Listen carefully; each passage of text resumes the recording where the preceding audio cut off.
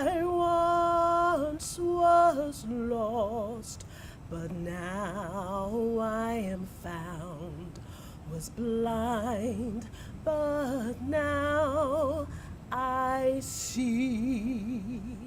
'Twas grace that taught my heart to fear, and grace my fears relieved. How precious did that grace appear the hour I first believed. When we've been there 10,000 years, bright shining as the sun, there are no less days to sing God's praise than when we first begun.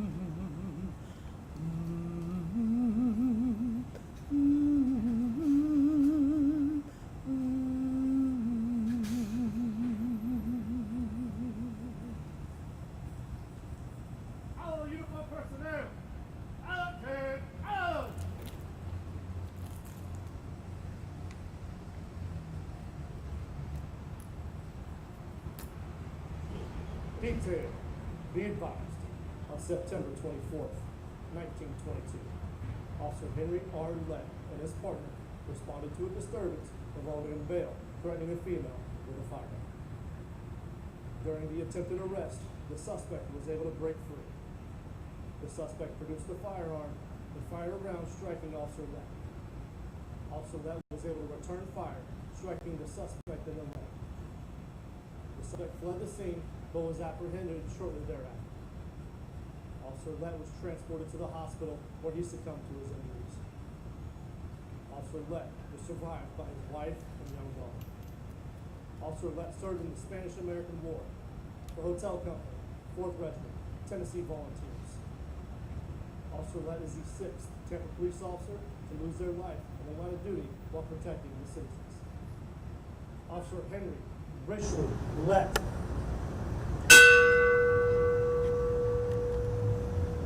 You are not forgotten.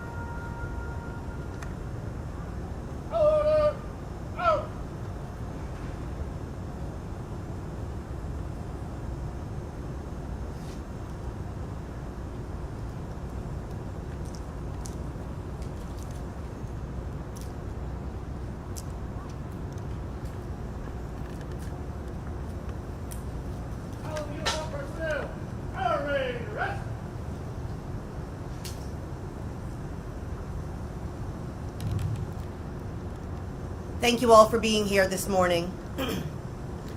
While today's intention is a moment to remember and celebrate the life of Officer Henry Litt, I would like to start out by asking everyone to join me in a moment of silence for Pinellas County Deputy Michael Hartwick, who was killed last night by a hit-and-run driver on I-275 in St. Petersburg.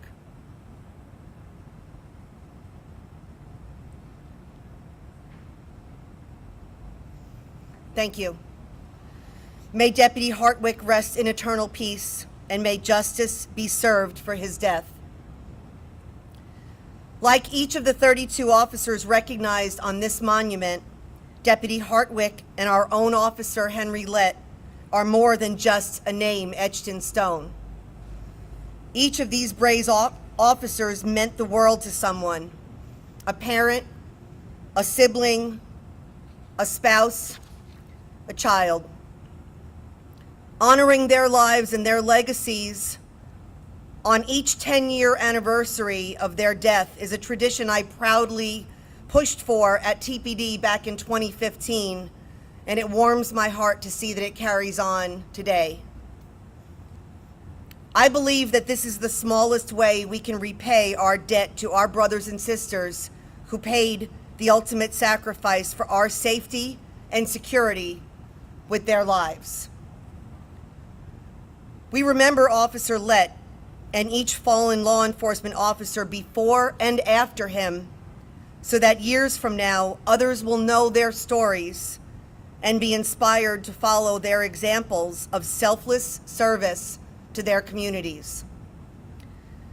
These officers are what real heroes look like. They earned that distinction. They deserve to be memorialized here in the heart of downtown Tampa. In our society, we need more brave men and women who are willing to protect and defend their neighbors, and if the time comes, be willing to lay down their lives for complete strangers. That is our calling as law enforcement officers. Defenders of freedom, preservers of justice, keepers of peace. I believe it is one of the highest callings of my job as your chief of police to publicly celebrate the work of our officers, our heroes, and support you in your difficult and dangerous work. I pray that our agency will never have to add another name to this monument, but to Officer Lett and all of our fallen, I pray that they rest in peace, and that those they left behind will find some small sense of comfort knowing that their loved one will forever be remembered, respected, and honored by the TPD family. May God bless the soul of Officer Litt and every fallen law enforcement officer across our country, and may God bless each of you. Now I'd like to welcome Mayor Jane Castor to the podium to share some closing remarks. Mayor Castor. Thank you, Chief. This is an honor for me to stand here today at this particular ceremony, and I can't underscore the significance of this ceremony. And it is nice to see a lot of the community members coming around to partake in this. My view may be somewhat skewed because of my experience with the Tampa Police Department, but I would submit that there is no more noble calling than that of a law enforcement officer, someone who dedicates their lives to serving our community. And I know that it's something that our organization takes very seriously, and that's why we are one of the safest cities in the United States for our size. And while other cities struggle with issues of recruiting and retaining to their organization, we do not have those issues because we have individuals like the recruits you see right here that are willing to step forward and work for an organization that is respected and that has that partnership with our community and the support of the citizens of this community to keep our city safe. Now, as the chief said, every year, every day, frankly, we pray that there will never be another name etched on that monument.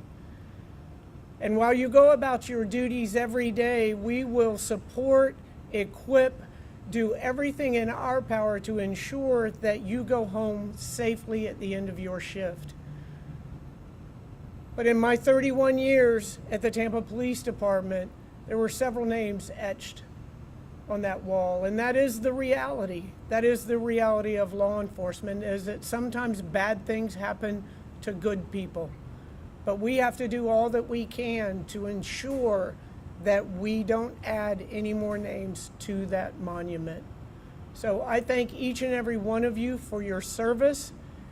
We have to ensure that we never forget, but we also have to have ceremonies like this for this particular Officer Lett and every other officer whose name's etched up there, so that our community never forgets the sacrifices that have been made.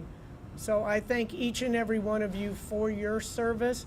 Thank you for remembering those who gave the ultimate sacrifice, and may God bless you and keep you safe each and every day.